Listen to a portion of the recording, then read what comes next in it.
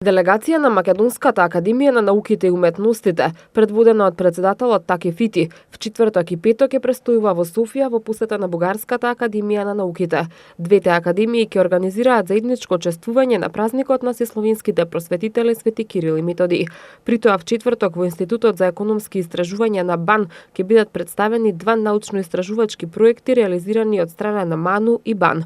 Едниот проект, објавен на македонски и на бугарски јазик, ги третира прашањата поврзани со последиците од европската должничка криза врз интеграцијските процеси на двете земји. Другиот проект е кофинансиран од ИПА програмата на Европската унија и се однесува на градење капацитет за иновативност и конкурентност на предпријатијата од северниот плански регион на Македонија и од Кюстендилската област на Бугарија.